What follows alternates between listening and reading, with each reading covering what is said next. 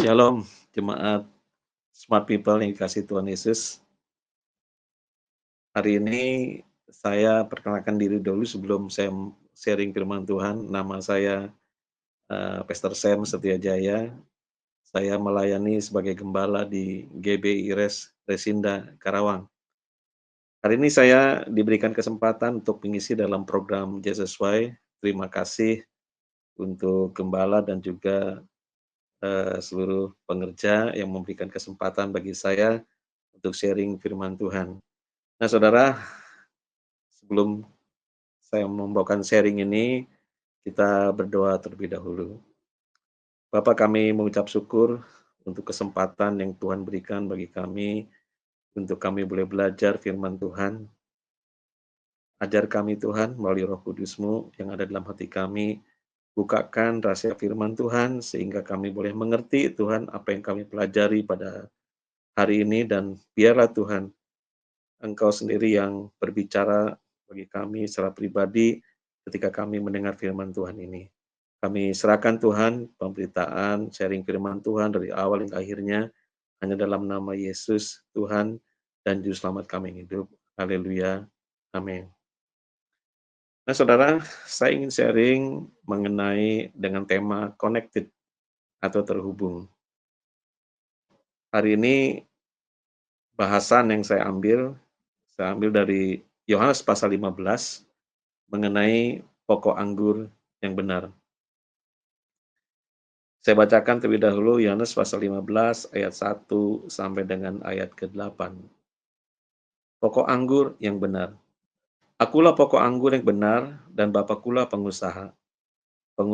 Setiap ranting padaku yang tidak berbuah dipotongnya, dan setiap ranting yang berbuah dibersihkannya, supaya ia lebih banyak berbuah. Kamu memang sudah bersih karena firman yang telah kukatakan kepadamu. Tinggallah di dalam aku dan aku di dalam kamu. Sama seperti ranting tidak dapat berbuah dari dirinya sendiri, kalau ia tidak tinggal pada pokok anggur. Demikian juga kamu tidak berbuah, jikalau kamu tidak tinggal di dalam aku. Akulah pokok anggur, dan kamulah ranting-rantingnya. Barang siapa tinggal di dalam aku, dan aku di dalam dia, ia berbuah banyak. Sebab di luar aku, kamu tidak dapat berbuat apa-apa. Barang siapa tidak tinggal dalam aku, ia dibuang keluar seperti ranting dan menjadi kering. Kemudian dikumpulkan orang dan dicampakkan ke dalam api, lalu dibakar. Jikalau kamu tinggal di dalam aku dan firman-Ku tinggal di dalam kamu, mintalah apa saja yang kamu kendaki, dan kamu akan menerimanya. Dalam hal inilah Bapa-Ku dipermuliakan, yaitu jika kamu berbuah banyak, dan dengan demikian kamu adalah murid-murid-Ku. Nah, saudara, dari ayat ini, dari ayat 1 sampai dengan ayat ke-8, kita melihat bahwa ada 3 macam ranting. Kalau kita perhatikan, yang pertama adalah ranting yang tidak berbuah. Jadi kita perhatikan dalam Yohanes 15 ayat 2 berkata, "Setiap ranting padaku yang tidak berbuah dipotongnya." Jadi ranting ini sebetulnya nempel atau melekat pada pokok anggur itu, tetapi ranting ini tidak menghasilkan buah. Kita mungkin pernah melihat ada satu pohon, misalnya pohon mangga. Dalam hal ini di sini ada perumpamannya adalah pohon anggur. Ada ranting yang nempel pada pokok anggur itu, tetapi tidak menghasilkan buah. Nah, dikatakan dalam ayat ini bahwa ranting yang tidak berbuah, setiap ranting padaku yang tidak berbuah, dipotongnya. Saudara, beberapa waktu yang lalu saya membaca ayat ini, dahulu saya membaca ayat ini, saya begitu takut. Artinya, wah bagaimana ya? Ini kalau saya tidak berbuah, ini dipotong. Saya pikir kemudian juga setelah dipotong, nanti ranting ini akan dibuang, kemudian dibakar. Saya pikir kok kejam amat ya, kok kejam sekali gitu.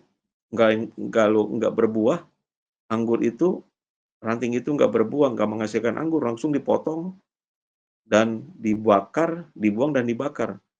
Jadi sepertinya kalau orang yang tidak berbuat apa-apa, itu pasti nggak akan selamat, walaupun dia adalah, miliknya Tuhan, walaupun orang itu orang percaya. Tetapi ketika tidak berbuah, ini nggak ada ampun, langsung dipotong, kemudian dibakar.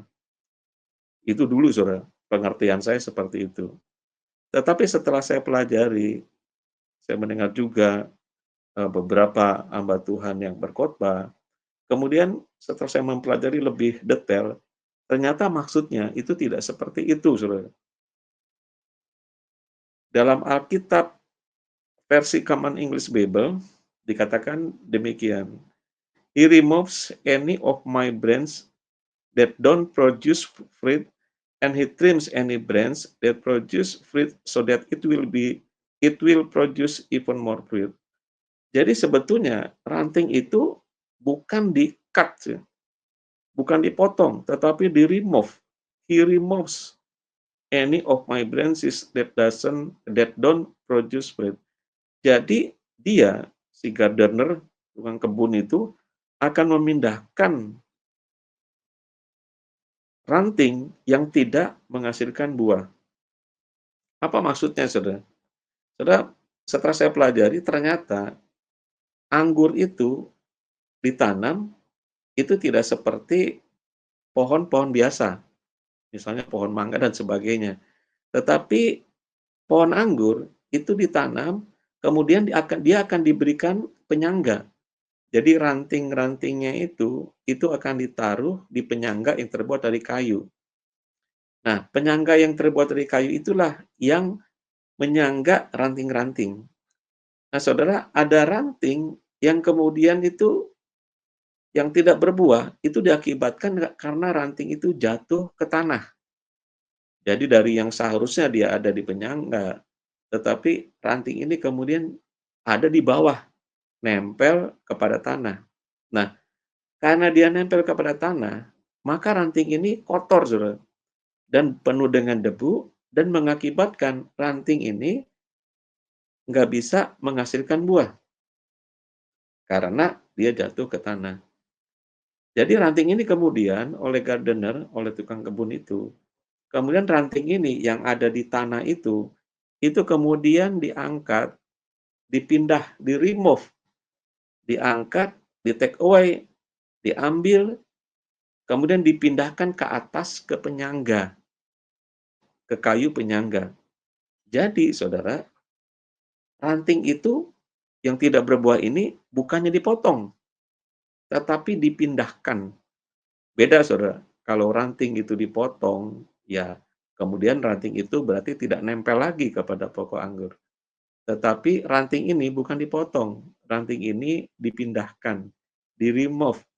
Jadi ranting ini tetap nempel pada pokok anggur itu. Cuman yang tadinya ada di bawah, kemudian dia diangkat, ditaruh di atas.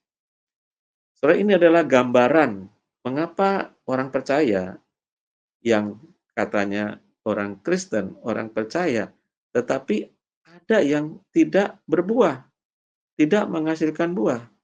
Ada orang percaya yang menghasilkan buah yang lebat, tetapi ada orang percaya yang tidak menghasilkan buah, bagaikan ranting yang tidak berbuah tadi. Nah, dari perumpamaan ini kita bisa melihat mengapa orang Kristen itu tidak dapat berbuah. Saudara, ranting yang jatuh ke tanah itu menggambarkan orang percaya yang hatinya melekat kepada dunia ini. Kalau kita sebagai orang percaya lebih mengasihi dunia ini, maka seperti Yohanes berkata, Rasul Yohanes berkata bahwa bila kita mengasihi dunia, maka kasih akan Bapa tidak ada pada orang itu. Saudara, bila kita lebih banyak memikirkan perkara-perkara di bumi, maka kita tidak dapat bisa menghasilkan buah apa-apa. Jadi, yang pertama, kenapa orang nggak bisa berbuah? Mengapa orang percaya tidak dapat menghasilkan buah? Karena hatinya melekat kepada dunia ini. Dia lebih mengasihi dunia ini, dia lebih mencintai dunia ini, dia lebih banyak memikirkan perkara-perkara yang di bumi, bukan perkara-perkara yang di atas. Nah, Saudara, Karena itu izinkan Roh Kudus untuk me-remove kita, izinkan Roh Kudus untuk memindahkan kita dari kondisi yang penuh dengan debu mungkin kita, dari kondisi yang penuh dengan kotoran-kotoran dunia ini yang mengakibatkan kita tidak bisa berbuah. Izinkan Roh Kudus untuk memindahkan kita dari debu tanah, dari nempel ke tanah, kemudian Roh Kudus memindahkan kita dengan cara Dia memindahkan kita ke atas. Saudara, Roh Kudus bisa dengan berbagai macam cara untuk memindahkan kita. Mungkin melalui firman Tuhan yang kita baca renungan secara pribadi. Ketika kita membaca firman Tuhan, kita diingatkan mungkin oleh ayat-ayat tertentu bahwa kita harus meninggalkan dunia ini dan tidak mengasihinya, dan kita harus meninggalkan sistem-sistem dunia ini, dan kita eh, mata kita tertuju kepada Tuhan, dan kita lebih banyak memikirkan perkara-perkara yang di atas. Atau Roh Kudus juga dapat berbicara ketika kita mendengarkan khotbah-khotbah dari hamba-hamba Tuhan yang diurapi. Mungkin Roh Kudus menegur kita secara pribadi melalui hamba Tuhan tersebut yang sedang membawakan firman. Nah, saudara, firman Tuhan berkata, kalau Tuhan berkata-kata hari ini, jikalau kita mendengarkan firman Tuhan yang menegur kita, jangan keraskan hati kita. Tuhan begitu mengasihi kita, Dia berjanji bahwa buluh yang terkulai tidak akan diputuskannya, dan sumbu yang pudar tidak akan dipadamkannya. Dia mengasihi saudara. Dia tidak ingin ada seorang pun yang binasa. Dia tidak ingin ada seorang pun yang tidak menghasilkan buah. Sebaliknya, dia ingin setiap orang percaya dapat menghasilkan buah. Karena itulah mengapa ranting yang ada di bawah itu tidak dipotong, tetapi diangkat, dia di-remove, dipindahkan ke atas, ke kayu penyangga. Nah, itulah saudara yang pertama, yaitu yang ranting yang tidak berbuah. Jadi sekali lagi saya ingin sampaikan bahwa kabar baiknya adalah saudara, ranting yang tidak berbuah itu tidak akan dipotongnya, tetapi ranting yang tidak berbuah itu akan diangkat, dipindahkan ke kayu penyangga. Kita tidak lagi ada di bawah sehingga tidak bisa menghasilkan, tetapi kita dibawa, diangkat, naik, kemudian supaya kita bisa menghasilkan buah, karena kita tidak melekat lagi kepada tanah ini. Yang kedua, saudara, adalah ranting yang berbuah. Kita lihat di dalam Yohanes 15, masih di ayat kedua, dikatakan demikian, setiap ranting padaku yang tidak berbuah, dipotongnya. Tadi kita sudah bahas bahwa sebetulnya ini bukan dipotong, tetapi dipindahkannya. Dan setiap ranting yang berbuah, dibersihkannya, supaya ia lebih banyak berbuah. Nah, saudara, perhatikan bahwa ranting yang berbuah, itu dibersihkannya supaya ia lebih banyak berbuah. Saudara, pengusaha kebun anggur ini ingin agar pohon anggurnya menghasilkan buah yang lebih banyak lagi. Tentu kita juga mungkin kalau sebagai seorang pengusaha agrobisnis, kalau kita juga punya kebun anggur, kita ingin bahwa kebun anggur kita bisa memproduksi anggur itu lebih banyak lagi daripada hari-hari atau bulan-bulan atau tahun-tahun sebelumnya. Kita ingin ada peningkatan, mungkin kita akan berikan pupuk, kita pangkas. Nah, di sini dikatakan bahwa setiap ranting yang berbuah dibersihkannya supaya lebih banyak berbuah. Artinya saudara, bahwa Tuhan ingin agar kita sebagai orang percaya mengalami peningkatan iman kita. Jadi Tuhan tidak ingin melihat kita stuck dengan iman kita seperti sekarang. Tetapi Tuhan mengharapkan bahwa dikatakan kan Allah itu sebagai pengusahanya. Nah, Allah ingin bahwa setiap kita itu menghasilkan buah yang lebih banyak lagi daripada hari-hari kemarin. Artinya, di dalam Kristenan, di dalam iman kita, itu Tuhan ingin ada progresivitas. Tuhan ingin kita next level. Tuhan ingin kita terus maju, bukannya mundur. Tuhan ingin terus kita naik, bukannya turun. Mengenai iman kita, mengenai buah-buah roh yang dihasilkan di dalam kehidupan kita. Nah, saudara, karena itu, iman kita diharapkan bahwa kita memiliki iman yang naik, iman yang terus bertumbuh, buah roh yang terus semakin lebat, semakin manis. Segala sesuatu dalam hidup kita, Tuhan ingin agar ada peningkatan dalam hidup kita. Dan firman Tuhan berkata, dengan apa kita dibersihkan? Yohanes 15 ayat 3 berkata, kamu memang sudah bersih karena firman yang telah kukatakan kepadamu. Nah, saudara, ternyata dikatakan tadi bahwa anggur, setiap ranting yang berbuah, dibersihkannya supaya ia lebih banyak berbuah.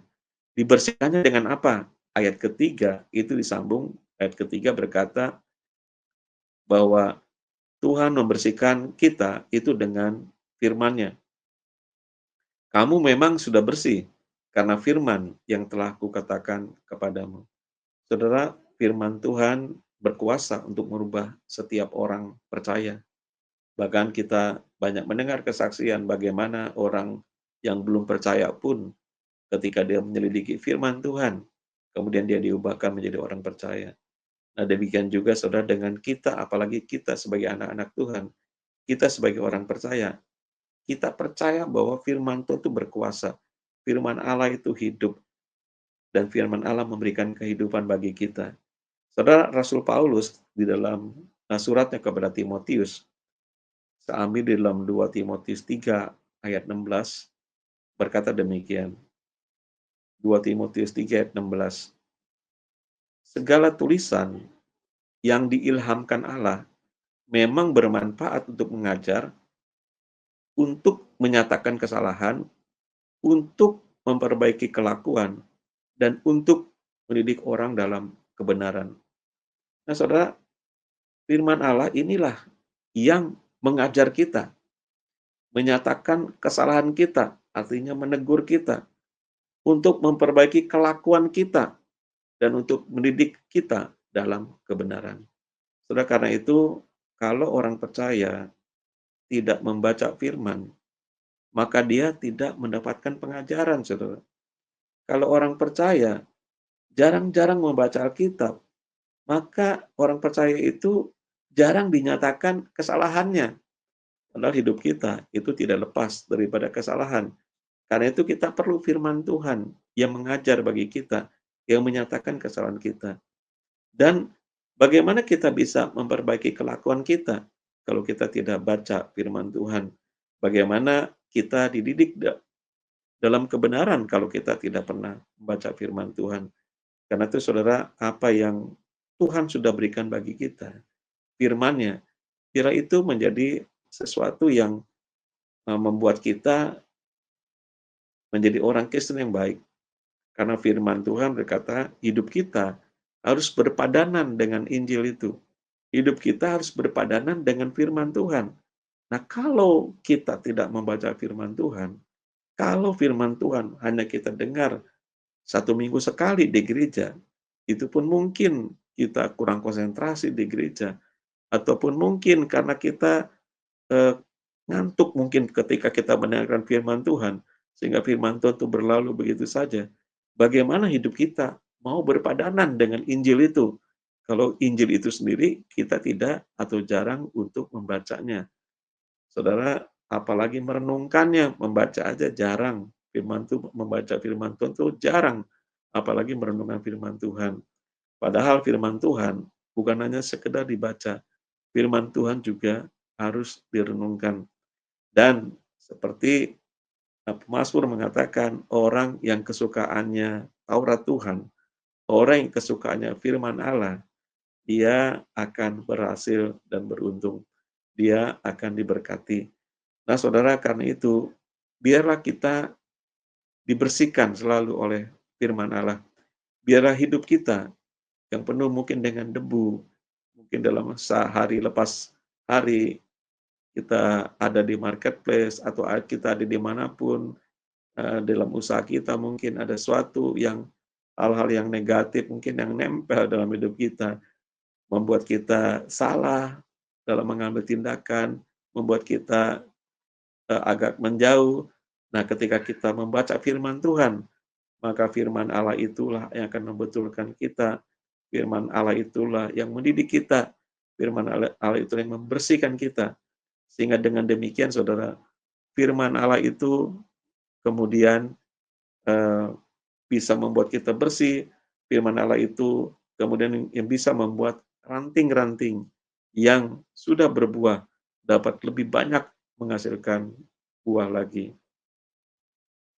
Nah, saudara, yang ketiga, saudara, ranting yang ketiga. Jadi saya ulangi, yang pertama adalah ranting yang tidak berbuah, ranting ini nempel kepada pokok anggur tetapi tidak berbuah. Yang kedua adalah ranting yang berbuah, tentunya ranting ini nempel pada pokok anggur. Dan yang ketiga, ranting yang ketiga ini adalah ranting yang di luar pokok anggur. Nah, kita lihat dalam Yohanes 15 ayat 6. Yohanes 15 ayat 6 berkata demikian. Barang siapa tidak tinggal di dalam aku, ia dibuang keluar seperti ranting dan menjadi kering.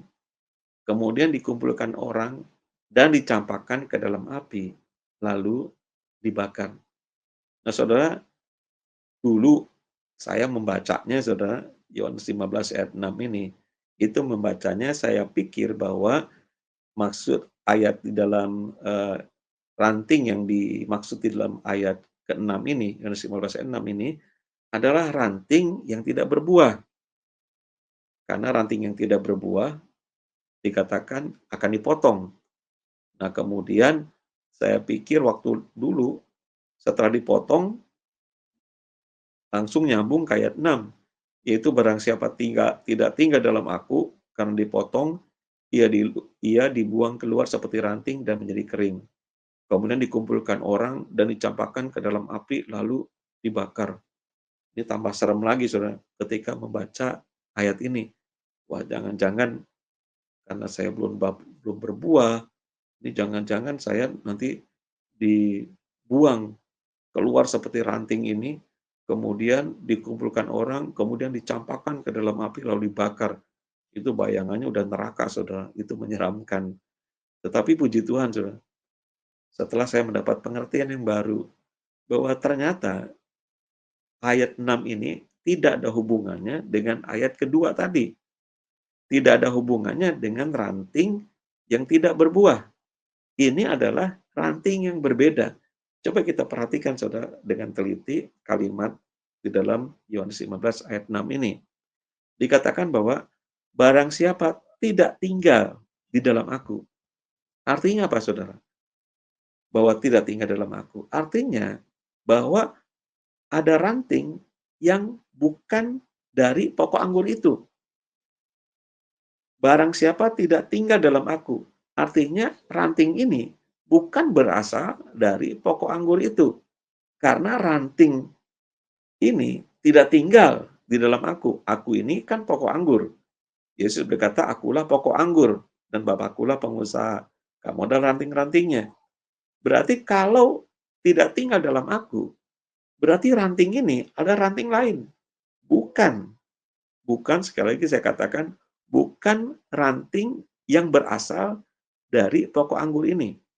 Nah, kalau ada ranting yang tidak tinggal dalam aku, kata Tuhan, atau bila ada ranting yang bukan nempel, bukan berasal dari pokok anggur itu, maka ranting itu ia dibuang keluar.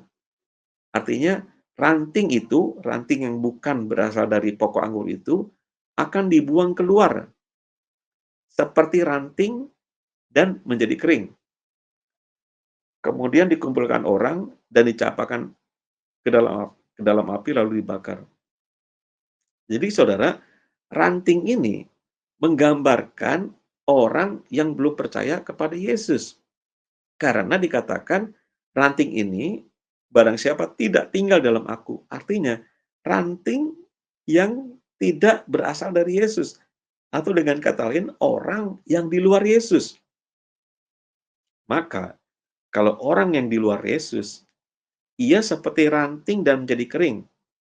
Saudara, saya lihat di dalam Alkitab, dalam isi English Version, saudara, dikatakan ranting itu, seperti ranting itu dikatakan, that person is like a dead branch.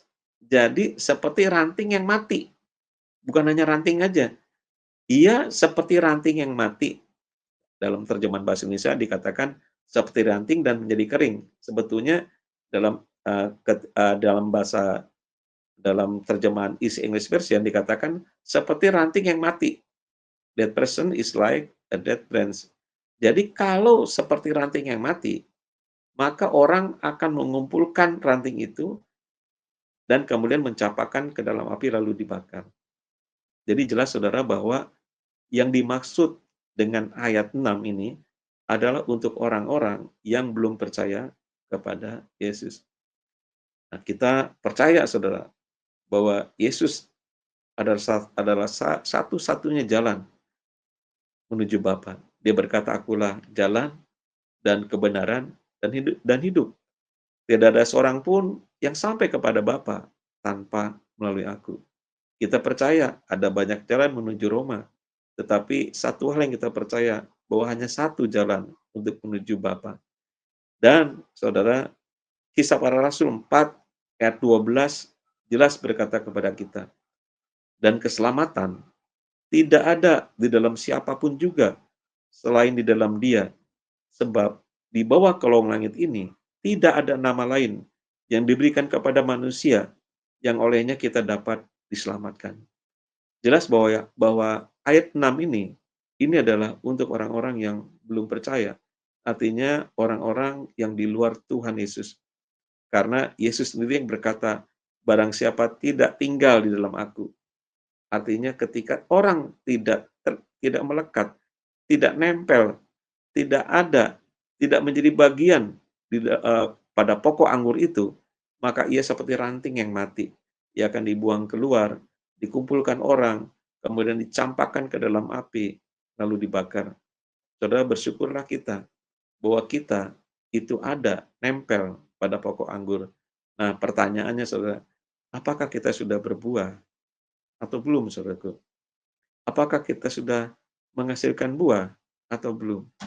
Dan kalau kita sudah menghasilkan buah, apakah buah kita kemudian menjadi lebat atau buah kita dari dulu, sekarang, bahkan sampai selama-lamanya, buah kita itu tetap. Nah, karena itu izinkan Roh Kudus melalui sharing firman Tuhan yang saya sampaikan pada hari ini bisa mengajar kita bahwa sesungguhnya Tuhan ingin agar kita bisa menghasilkan buah dalam kehidupan kita, bahkan buah yang lebat, yang berbeda. Artinya kita mengalami progresivitas dari hari-hari sebelumnya. Semakin hari semakin lebat, semakin hari semakin manis buah yang kita hasilkan. Dan firman Tuhan berkata, saudaraku, jikalau kita dibersihkan terus oleh firman Tuhan, jikalau kita selalu membaca firman Tuhan, kita merenungkan firman Tuhan, maka ada janji Tuhan bagi kita semua. Di dalam Yohanes 15 ayat 7 berkata gini, Yohanes 15 ayat 7, "Jikalau kamu tinggal dalam aku, dan firman-Ku tinggal di dalam kamu, mintalah apa saja yang kamu kehendaki, dan kamu akan menerimanya." Jadi jikalau kita tinggal di dalam Tuhan, dan firman Tuhan tinggal di dalam kita. Jikalau kamu tinggal dalam aku, dan firman-Ku tinggal di dalam kamu, maka janji Tuhan, mintalah apa saja yang kamu kehendaki, dan kamu akan menerimanya. Nah, saudara, bagaimana firman Tuhan itu bisa tinggal di dalam kita kalau kita tidak membaca dan merenungkan firman Tuhan itu. Bagaimana firman Tuhan itu mau tinggal di dalam kita kalau kita tidak memasukkan firman itu ke dalam hati kita, ke dalam diri kita, ke dalam hidup kita. Kita tidak menginstal firman Tuhan itu, tidak mendownload firman Tuhan itu ke dalam hati kita, pikiran kita, ke dalam roh kita. Bagaimana bisa firman Tuhan itu tinggal di dalam diri kita? Nah, karena itu ambil keputusan saudaraku bahwa semakin hari kita harus semakin mengasihi firman Tuhan. Biar firman Tuhan itu tinggal di dalam diri kita. Dan janji Tuhan, saudaraku, mintalah apa saja yang kamu kehendaki, dan kamu akan menerimanya. Suatu janji yang luar biasa. Tuhan memberikan suatu kebebasan yang luar biasa untuk kita minta apa saja yang kita kehendaki, dan kamu akan menerimanya. Saya waktu dahulu berpikir, saudara, bagaimana kalau minta yang bukan yang nggak semestinya ya? Apakah Tuhan akan mengabulkannya? Karena firman Tuhan berkata, minta apa saja yang kamu kehendaki. Jadi kan kita bisa bebas untuk meminta segala sesuatu. Tapi ternyata bukan itu. Kenapa firman Tuhan, mengapa Tuhan Yesus memberikan jaminan kepada kita, memberikan kebebasan kepada kita, minta apa saja dan yang kamu kehendaki dan kamu akan menerimanya. Kok Tuhan Yesus bisa memberikan kebebasan seperti itu kepada kita? Bagaimana kalau kita minta yang tidak semestinya? Apakah Tuhan Yesus juga akan memberikan kepada kita apa yang kita minta? Nah, saudara, setelah saya renungkan baik-baik, mengapa Yesus memberikan kebebasan bagi kita untuk meminta apa saja? Saudara, syaratnya adalah kita harus tinggal di dalam Yesus dan firman-Nya harus tinggal di dalam kita. Jadi kalau orang percaya yang ada firman di dalam hatinya, yang firman Tuhan hidup di dalam dirinya, orang percaya yang menghidupi firman Tuhan itu di dalam kehidupannya, maka saudara permintaannya itu pasti permintaan yang benar. Karena ada roh kebenaran yang ada dalam diri orang itu. Karena ada roh kebenaran yang menguasai, memimpin hidup orang benar itu. Gak mungkin, saudara, kalau kita tinggal dalam Tuhan dan firman-Nya tinggal di dalam kita, maka kita akan meminta yang tidak baik. Kita akan meminta yang tidak semestinya. Itu sesuatu yang tidak mungkin. Tuhan pasti ketika Dia memberikan janji ini, pasti sudah menghitung, pasti sudah mempertimbangkan, pasti sudah mengetahui bahwa kalau orang sungguh-sungguh dalam Tuhan, mintanya pasti juga permintaan yang benar dan yang baik. Bukan permintaan yang nyeleneh, bukan permintaan yang tidak semestinya. Nah, karena itu biarlah saudara di akhir eh, tahun dan memasuki awal tahun, dalam awal tahun yang baru ini, saudaraku, kita mengambil komitmen bahwa kita ingin atau kita mau untuk menjadi ranting yang bisa menghasilkan buah. Karena tanpa kita nempel dengan pokok anggur, dikatakan bahwa kita tidak dapat berbuat apa-apa. Karena itu tetap melekat kepada Tuhan, tetap terkonek dengan Tuhan, connect dengan pokok anggur itu, terhubung dengan pokok anggur itu, sehingga kita bisa menghasilkan buah. Karena ranting tidak dapat menghasilkan buah dengan sendirinya. Ranting harus nempel kepada pokok anggur itu. Karena pokok anggur itulah yang memberikan makanan, yang mensuplai kepada setiap ranting, sehingga ranting itu bisa menghasilkan buah.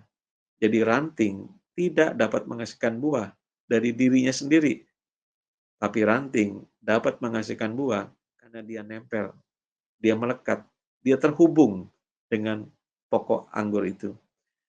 Nah, saudara, sebagai penutup dikatakan di dalam Yohanes 15 ayat 8, mari kita lihat dalam Yohanes 15 ayat 8 berkata demikian, "Dalam hal inilah Bapakku dipermuliakan, yaitu jika kamu berbuah banyak, dan dengan demikian kamu adalah murid-muridku." Saudaraku, apa yang membuat Bapa dipermuliakan? Yaitu jikalau kita sebagai orang percaya, sebagai murid-muridnya dapat berbuah banyak. Dalam hal inilah Bapakku dipermuliakan, itu jika kamu berbuah banyak. Bukan dikatakan dalam hal inilah Bapakku dipermuliakan, yaitu jikalau kamu menjadi orang kaya. Bukan dikatakan itu jikalau kamu menjadi orang yang terkenal. Bukan dikatakan apabila kamu eh, Bapakku dipermuliakan, yaitu jika kamu bisa membuat sesuatu yang luar biasa. Tidak, saudara. Dikatakan dalam hal inilah Bapakku dipermuliakan, yaitu jika kamu berbuah banyak, dan demikian kamu adalah murid-muridku. Nah, saudara, tentu kerinduan kita adalah kita ingin supaya kita memiliki, dapat menghasilkan buah yang banyak, sehingga kita bisa memuliakan nama Tuhan. Karena nama Tuhan dipermuliakan jikalau kita berbuah banyak, dan dengan demikian kita adalah murid-muridnya. Mulai dari hari ini, saudaraku, biarlah kita eh, meminta terus perlindungan Tuhan, meminta tuntunan Tuhan, meminta pimpinan Tuhan, meminta kita tetap terhubung dengan Tuhan, bahwa dengan kita terhubung dengan Tuhan, maka kita baru akan bisa menghasilkan buah. Dan biarlah buah yang kita hasilkan semakin hari semakin manis rasanya, dapat dinikmati oleh setiap orang, dan buah yang kita hasilkan semakin hari semakin banyak. Dan dengan demikian, nama Tuhan dipermuliakan dalam kehidupan kita. Ini seri firman Tuhan saya yang pertama. Minggu depan kita akan berjumpa kembali di dalam satu masih tema yang sama, yaitu connected atau terhubung. Saudara, mari kita berdoa. Bapa, kami mengucap syukur Tuhan bahwa kami terhubung dengan Tuhan, bahwa kami melekat kepada pokok anggur itu. Kami mengucap syukur Tuhan untuk malam, untuk siang hari ini. Kami boleh mendengar firman Tuhan, kami boleh belajar firman Tuhan, bahwa walaupun Tuhan, di antara kami mungkin ada yang masih belum menghasilkan buah dalam kehidupan, tapi Engkau yang sungguh baik, Engkau tidak memotong dan membuang ranting itu, tetapi Tuhan Maha Sabar, Tuhan penuh dengan kasih, Tuhan tidak mematikan sumbu yang pudar, Tuhan tidak mematahkan buluh yang terkulai, tetapi Tuhan mengangkat ranting yang tidak berbuah itu, yang nempel pada tanah itu, Tuhan taruh ke atas, dijauhkan dari tanah itu, sehingga ranting itu menjadi bersih dan bisa menghasilkan buah. Kami bersyukur Tuhan untuk setiap firman yang boleh kami dengar, karena firman-Mu membersihkan hati kami, membersihkan hidup kami, karena firman-Mu yang mengajar kami, mendidik kami dalam kebenaran, sehingga kami boleh lebih banyak lagi menghasilkan buah dalam kehidupan kami. Semakin hari Tuhan, kami rindu juga untuk dapat menghasilkan buah yang lebih manis lagi dari hari sebelumnya. Bahkan lebih banyak lagi, lebih lebat lagi untuk menghasilkan buah dari hari-hari sebelumnya. Karena itu biarlah setiap kami Tuhan diberikan kecintaan, setiap kami diberikan kesukaan Tuhan, untuk kami merenungkan firman Tuhan, untuk kami boleh mengingat apa yang Tuhan sudah ajarkan bagi kami.